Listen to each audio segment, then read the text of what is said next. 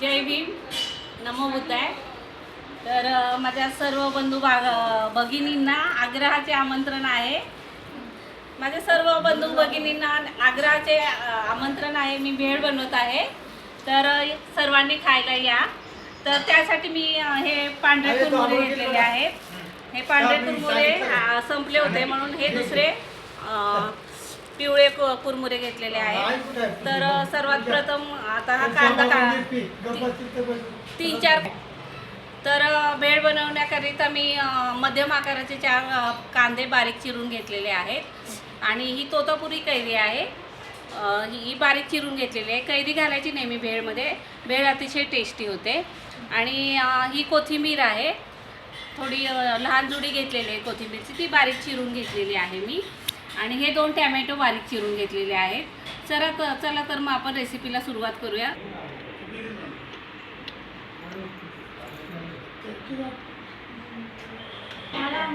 चला तर मग रेसिपीला सुरुवात करूया आपण। तर सर्वात प्रथम आपण त्यामध्ये घालूया कांदा, बारीक चिरलेला कांदा आहे हा, तो घालूया।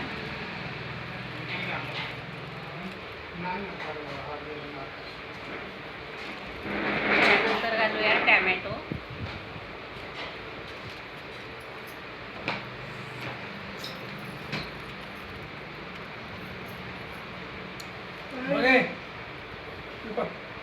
त्यानंतर घालूया ही बारीक चिरलेली कैरी।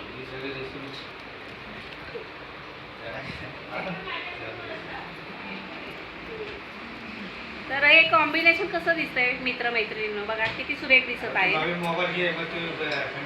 अरे एवढे माझे भाचे आहेत तर मी काय सांगू, तर कदाचित माझे भाचे मला नवीन मोबाईलही घेऊन देतील, असं काही नाही। म्हणजे त्यांना जर असं वाटत असेल आत्या आपली गरीब आहे, चला तिला मदत करूया आपण। आणि ती एवढ्या छान छान रेसिपी टाकत आहे, तर ठीक आहे। काही भाच्यांचं नवीन लग्न झालेलं आहे, तर आपल्या बायका आत्याच्या रेसिपी बघतील आणि घरामध्ये आपल्याला छान छान पदार्थ करून खायला घालतील। तर काय मला काय त्यांचा आग्रह मोडता येणार नाही। जर घेणारच असतील मला मोबाईल तर ठीक आहे, 20-1 हजारापर्यंत चालेल मला। म्हणजे आता एकूण माझे किती भाचे आहेत सांगते मी। धनराज आहे, गौतम आहे, अमोल आहे, विशाल आहे, आकाश आहे, तुषार आहे, सिद्धांत आहे।